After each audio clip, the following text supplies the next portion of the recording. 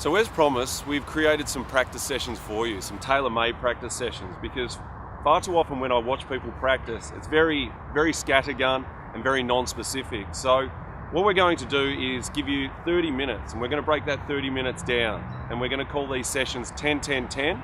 We're going to give you 3 specific drills. You're going to stick to them, and you're going to watch your putting really improve. So the first of our 10-10-10 sessions here is all about speed control, because it is absolutely crucial, especially when we're beginning out at the game, or even when we're still trying to break 100, to minimise the amount of putts that we have. And the way we do that is by ensuring that the first putt that we have on every green rolls out to a very specific distance, which is around the hole, obviously. But when I would do this exercise, I don't actually use the hole. I put 2 tees down there, and they're around about 20 to 25 feet away from me. I've purposely not used the hole because I don't want you to become too accuracy centric or obsessed with hitting it directly at the hole. To be honest, it is a relatively flat putt, so I'm not going to become obsessed with hitting it to a very specific point. I want to try and roll it between those 2 tees. So when I hit this putt here, I go through my little routine, and then I try and hit it out directly to that distance. What you'll find is that I'm not obsessed with trying to hit it to one specific point. I'm trying to roll it out to a distance.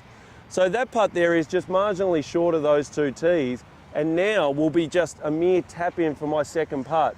So if I hit another putt, once again, I'm not going to be obsessed with the accuracy, and I'm all about the speed control. So once again, I've got just another tap in. So I'm minimising the amount of putts that I'm going to have.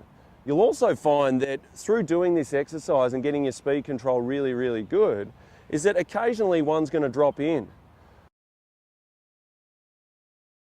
So for the second 10 minutes of this 30-minute session, we're going to work on our pre-shot routine, which is incredibly important. We're only going to use one ball, and we're just going to do it over and over again. So pre-shot's really important because I find that people who are either beginning at the game or even just trying to break 100 are very random in their approach on a putting green. There needs to be a lot more methodology.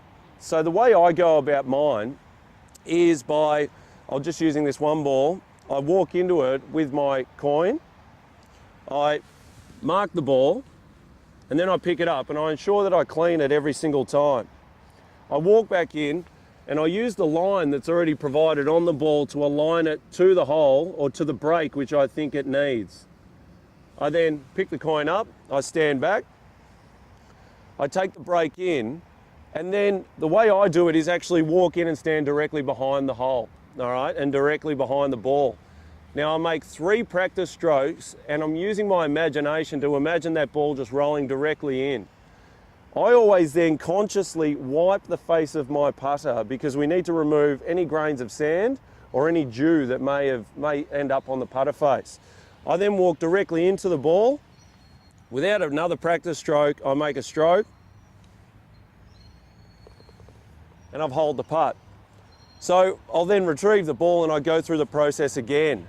We're trying to create efficiency in what we do, and people in trying to get off the green quicker by just tapping it in and getting out of the way actually end up having more putts than the people that show real process. So if you can get your pre-shot down, and I don't care how it actually takes place, you mightn't stand from behind, you might stand to the side of the ball and do your practice shots. But just trying to create a consistent regime is going to reduce the number of putts that you have on the green.